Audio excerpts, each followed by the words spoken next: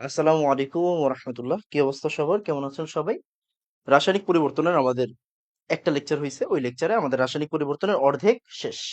এখন আমাদের রাসায়নিক পরিবর্তনের সেকেন্ড লেকচার এন্ড এই লেকচারে আমাদের বাকি অর্ধেক শেষ হয়ে যাবে। ক্লিয়ার? ওকে। এখন দেখেন, আহ এই লাস্ট এক মাসে কিন্তু রাসায়নিক পরিবর্তন মানুষ এক ক্লাসে পড়াইলে হয়ে যায়, বাট আমি রাসায়নিক পরিবর্তন এক ক্লাসে পড়াবো না। আমি কখনোই রাসায়নিক পরিবর্তন এক ক্লাসে পড়াই না, রাইট? মেইন ব্যাচ মানে যখন আপনার অ্যাডমিশনের ৩ মাস চলছে, তখন রাসায়নিক পরিবর্তন পড়াইছি ৪ ক্লাসে। ওই ৪ ক্লাসটাকে এখন আপনাদেরকে কম্প্যাক্ট ওয়েতে কয় ক্লাসে পড়াইতে হবে? ২ ক্লাসে পড়াইতে হবে, রাইট? তো যেই জিনিসটার জন্য যতগুলা ক্লাস প্রয়োজন, ওই জিনিসটার জন্য অতটুকু ক্লাস আমার দিতে হবে, রাইট? ওকে, তাহলে রাসায়নিক পরিবর্তন আজকের ক্লাসে আমরা ফার্স্ট হাফ শেষ করে ফেলবো, আমাদের কাজ শেষ। আসেন, প্রথমে গ্রিন কেমিস্ট্রি নিয়ে তেমন কিছু জানতে হবে না। গ্রিন কেমিস্ট্রির নীতি কয়টা? গ্রিন কেমিস্ট্রির নীতি হচ্ছে ১২টা। কয়টা নীতি? ১২টা নীতি। এই ১২টা নীতি ভালো করে ২ বার রিডিং করবেন। কেন রিডিং করবেন? একটু পরে প্রশ্ন সলভ করার টাইমে বুঝবেন। বজ্র পদার্থ রোধকরণ, ন্যূনতম ঝুঁকি পদ্ধতির ব্যবহার, নিরাপদ দ্রাবক ব্যবহার, নবায়নযোগ্য কাঁচামালের ব্যবহার, প্রভাবন প্রয়োগ, যথাসময়ে দূষণ নিয়ন্ত্রণ, সর্বোত্তম অ্যাটম ইকোনমি, নিরাপদ কেমিক্যাল পরিকল্পনা, বিক্রিয়া শক্তি দক্ষতা পরিকল্পনা, ন্যূনতম উপজাতক, প্রাকৃতিক রূপান্তর পরিকল্পনা, দুর্ঘটনা প্রতিরোধ, এরকম টাইপের ১২টা পয়েন্ট আছে। আপনার কাজ কি? আপনার কাজ হচ্ছে এই ১২টা পয়েন্ট ভালো করে ২ বার করে পড়া। ২ বার করে পড়বেন। তাহলে সুবিধা কি? এই যে সুবিধা হচ্ছে এখন বুঝবেন। আপনাকে যখন একটা বিক্রিয়া দিবে আপনি তখন অ্যান্সার করতে পারবেন। ভাইয়া বিক্রিয়া দিলে অ্যান্সার করতে পারবো। কেন? কেমনে অ্যান্সার করব? ভালো করে তাকান। গ্রিন কেমিস্ট্রি ১২টা নীতির মধ্যে সঠিক নয় কোনটা? ভালো করে পড়লেই দেখবেন একটা নেগেটিভ লাইন আছে। ৪টা অপশনের ভিতরে একটা নেগেটিভ আছে। প্রভাবন প্রয়োগ ছিল, যথাক্রমে দূষণ নিয়ন্ত্রণ ছিল, নিরাপদ দ্রাবক ব্যবহার ছিল, কম কাঁচামালের ব্যবহার ছিল না। ছিল কি বলুন তো? নবায়নযোগ্য কাঁচামালের ব্যবহার। তার মানে এটাই হচ্ছে আমার সঠিক উত্তর। ওকে। গ্রিন কেমিস্ট্রি ১২টি নীতির মধ্যে নয় কোনটা? ভালো করে পড়েন। সস্তা কেমিক্যাল ব্যবহার। এগুলো কি গ্রিন কেমিস্ট্রির ভিতরে আছে? ওই ১২টা অপশনের ভিতরে আছে? নাই। তারপর আবার দেখেন, ১২টা নীতির মধ্যে সঠিক নয় কোনটা? শ্রমিকের স্বাস্থ্যসেবা নিয়ে কোনো কথাবার্তা আছে এখানে? না। তার মানে এই যে ১২টা অপশন যদি আপনি পড়েন, তখন দেখবেন আপনি এই প্রশ্নগুলো অ্যান্সার করতে পারবেন। ওকে, তারপরে আসেন। পার্সেন্টেজ অফ অ্যাটম ইকোনমি, এখান থেকে কোনো প্রকার ম্যাথ আসে না। যদি আসে কিভাবে অ্যান্সার করবেন আমি ওটা বলে দিচ্ছি। মনে করো সামহাও তোমাকে একটা বিক্রিয়া দিয়ে দিল। হ্যাঁ? যে কোনো, এটা যে কোনো বিক্রিয়া হতে পারে। হাজার হাজার বিক্রিয়া আপনি শিখছেন জীবনে, রাইট? এটা যে কোনো বিক্রিয়া হতে পারে। ওকে, সে আমরা একটা বিক্রিয়া চিন্তা করি। মনে করো সে তোমাকে বললো ইথিল, ইথিলের সাথে পানি দিলে কি হবে?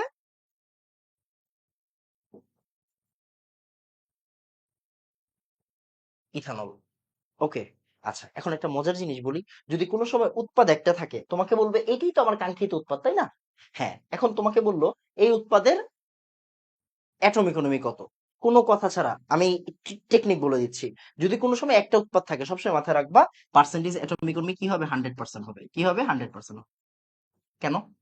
কারণ দেখো সূত্রটা কি বলে? সূত্র বলে কাঙ্ক্ষিত উৎপাদের ভর ডিভাইডেড বাই মোট উৎপাদের ভর। এখানে মোট উৎপাদ মানেই তো কাঙ্ক্ষিত উৎপাদ। এখানে আর কোন উৎপাদ আছে? না। তার মানে কোনো বাই প্রোডাক্ট আছে? না।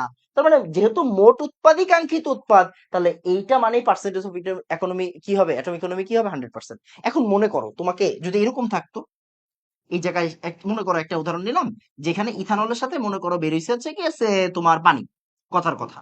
তখন অ্যাটম ইকোনমি কি হবে? এই যে দেখো, এই যে শিখো শিখো শিখো। পার্সেন্টেজ অফ অ্যাটম ইকোনমি কি হবে? তোমার প্রধান উৎপাদ কোনটা? এইটা, রাইট? তোমার প্রধান উৎপাদ এইটা। Fine fine. এখন তুমি কি করবা? এই যে আমার এই যে ইথানল, এই ইথানলের ভর বসাইতে হবে। মনে করো যদি ইথানল ২ মোল থাকে তাহলে কিন্তু ২ গুণ করবা। যদি ২ না থাকে তাহলে ২ গুণ করবা না। মনে করো ২ আছে, আমরা যে কোনো একটা জায়গা থেকে এরকম একটা জিনিস পাইলাম, তাহলে ২ গুণ করব। ২ গুণ করব। এবার ইথানলের ভরটা তুমি লিখে দিবা। কার্বন দুইটা মানে কত? কার্বন ১২ × ২ = ২৪। আর হাইড্রোজেন কয়টা আছে? ৩ ২ ৫ ১ ৬। ২৪ আর ৬ কত? ৩০। ৩০ আর অক্সিজেন কত? ১৬। ৪৬, রাইট? তাহলে ৪৬। আরেকবার দেখো, ১২ × ২ = ২৪। ২৪ ৩ ২৭, ২৭ ২ ২৯, ৩১ ১৬ ৪৬। ওকে। আর সাথে কি এর সাথে কি কিছু দিবা? দিবা না। কেন দিবা না? কারণ ভাই উপরে কি কাঙ্ক্ষিত উৎপাদের মোট ভর। Okay fine. Divided by total, এই দেখো মোট উৎপাদের ভর। মোট উৎপাদের ভর কত দেখো? প্লাস কত? এই যে পানি কত? পানি হচ্ছে ১৮ ইনটু 100। এবার তুমি এখান থেকে হিসাব করবা। কথার কথা বললাম, এরকম প্রশ্ন আসবে না।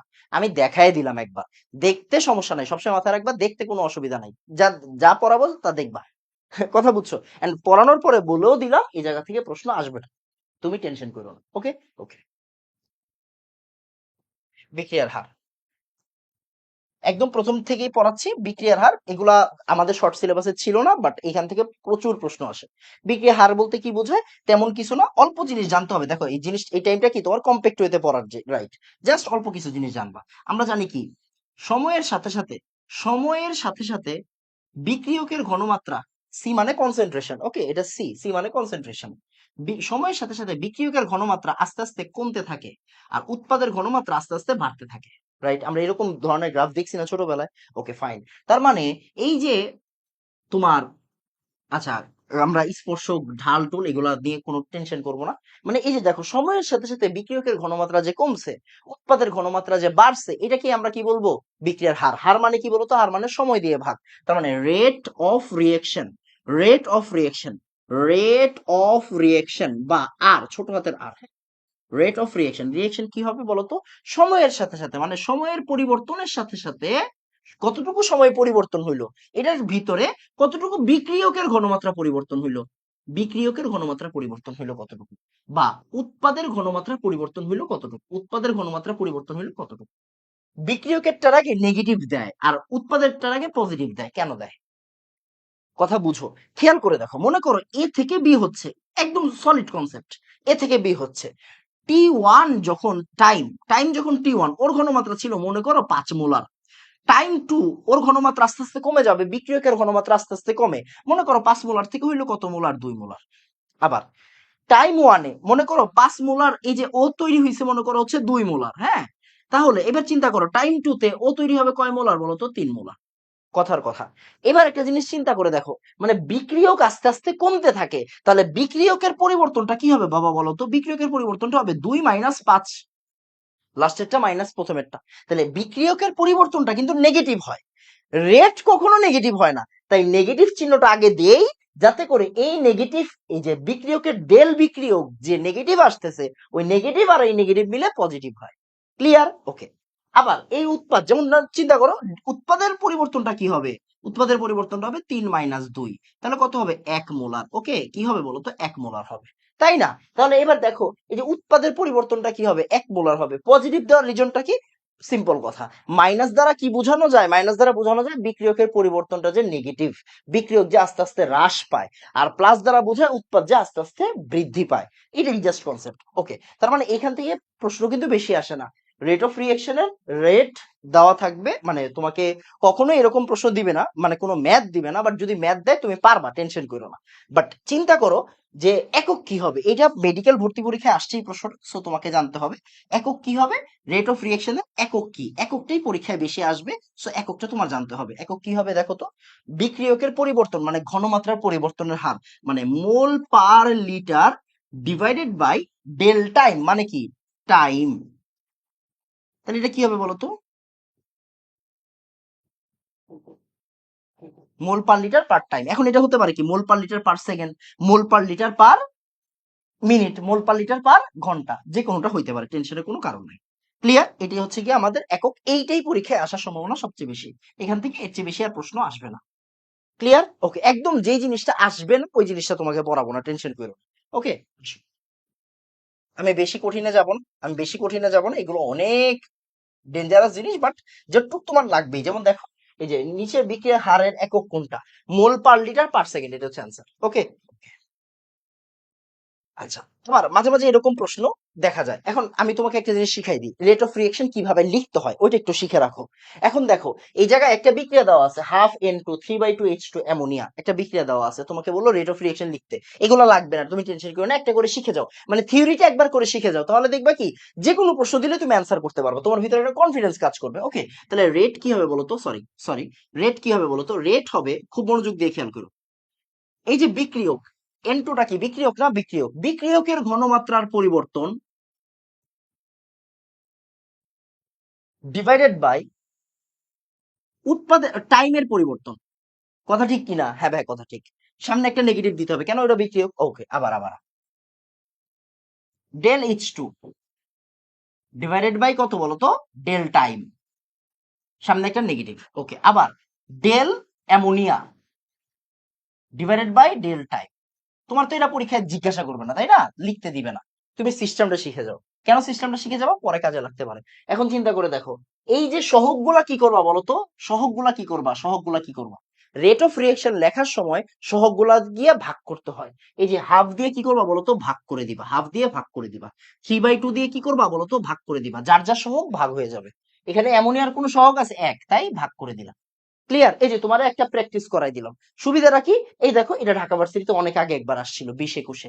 তোমাকে বলছে এ এ থেকে বি বি বিক্রিয়াটির ক্ষেত্রে কোনটি বিক্রিয়ার হার নির্দেশ করে, তুমি এগুলো অপশন বাদ দাও, তুমি দেখো এ এ বি বি, বুঝো বুঝো, তাহলে রেট অফ রিঅ্যাকশন কি হবে বলো তো, এই যে দেখো del a divided by del time, ঠিক আছে, নেগেটিভ। ক্লিয়ার কিনা? ওকে। বি, ডেল বি, কেন, কারণ ও উৎপাদ। ডেল টি, ওকে, পজিটিভ, কেন, ও উৎপাদ।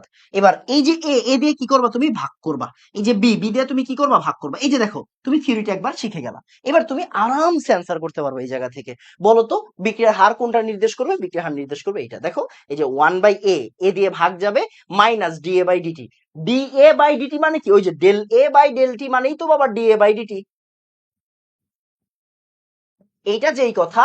আর আমরা যদি এখান ক্ষুদ্রাতি ক্ষুদ্র সময়ের জন্য কাজ করি, মানে ইনস্ট্যান্টেনিয়াস রেট অফ রিঅ্যাকশন নেই, তখন এটাকে আমরা ডেল না দিয়ে কি দিব, d d t of a, d d t of b, এরকম ভাবে চিন্তা করব। ওকে। নেগেটিভ কেন, কারণ ও হচ্ছে উৎপাদ, সরি বিক্রিয়ক। ওকে। মানে প্রত্যেকটা জিনিস একবার করে শিখে গেল, একবার করে শিখে গেলে তোমার কি, তোমার লাভ, তোমার লস আছে। মাইনাস ডিএ বাই ডিটি এর অর্থ কি, এর অর্থ কি বলতো, সময়ের সাথে সাথে এর বিক্রিয়কের ঘনমাত্রা হ্রাসের হার। এ মানে কি, বিক্রিয়ক, কেমনে বুঝলাম, ওই যে নেগেটিভ আছে দেখে, বিক্রিয়কের ঘনমাত্রা হ্রাসের হার, বিক্রিয়া ঘনমাত্রা হ্রাসের হার। ক্লিয়ার? ওকে।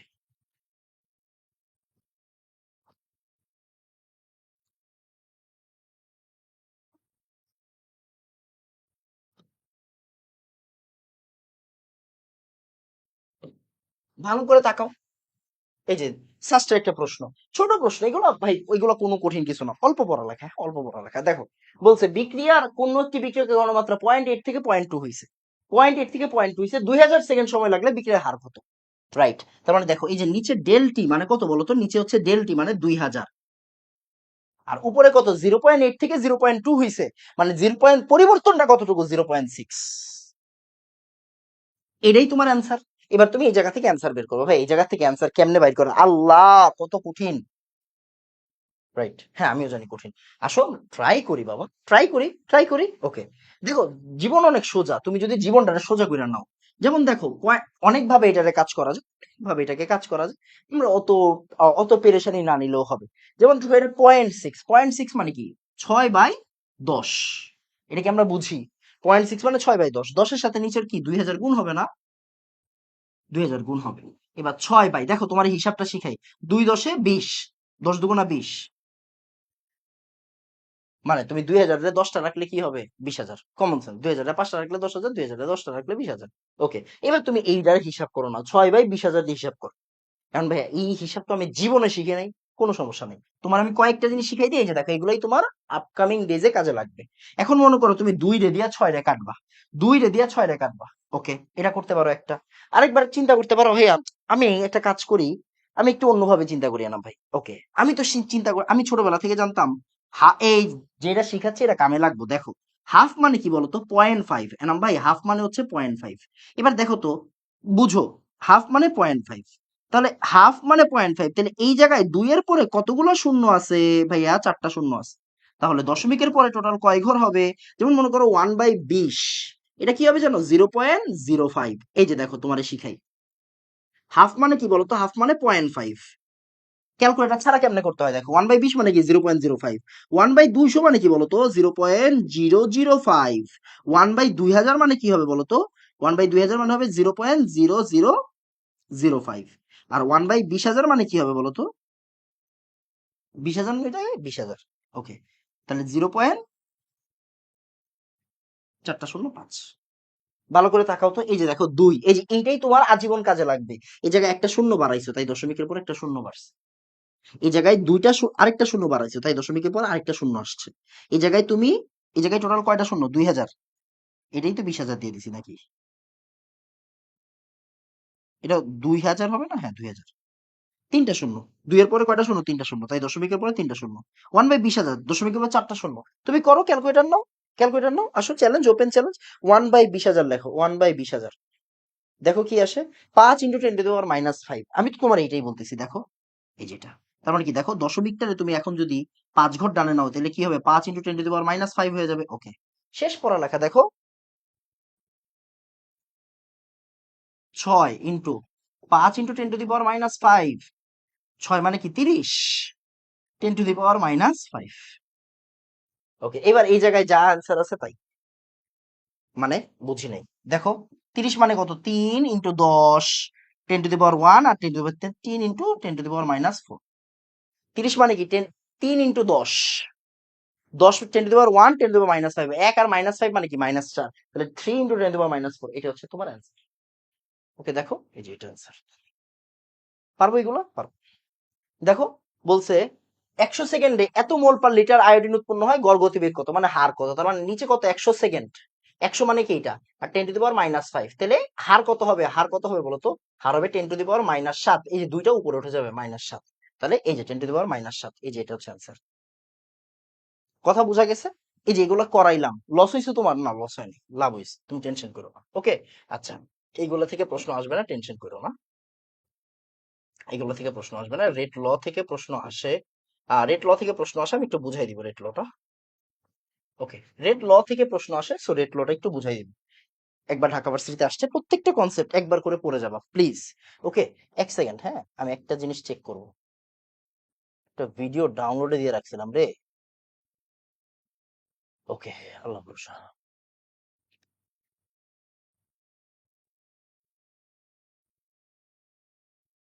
ও, একটা মানে ডাউনলোড হয়ে গেছে। ওকে, আচ্ছা ঠিক আছে, সরি। এবার আসো রেট ল। রেট লটা কি মনে করো, দেখো রেট ল মাথায় রাখবা। রেট ল সবসময় দুইটা ওয়ার্ড মাথায় রাখবা। রেট ল, এই কথাটা তুমি বুঝবা না, জাস্ট একটা কথা মাথায় রাখবা। রেট ল অলওয়েজ ফর বিক্রিয়ক, ফর বিক্রিয়ক মানে বিক্রিয়ক নিয়ে চিন্তা করতে হয়, ফর বিক্রিয়ক। আর পাওয়ার সবসময় আননোন, পাওয়ার কেউ জানে না।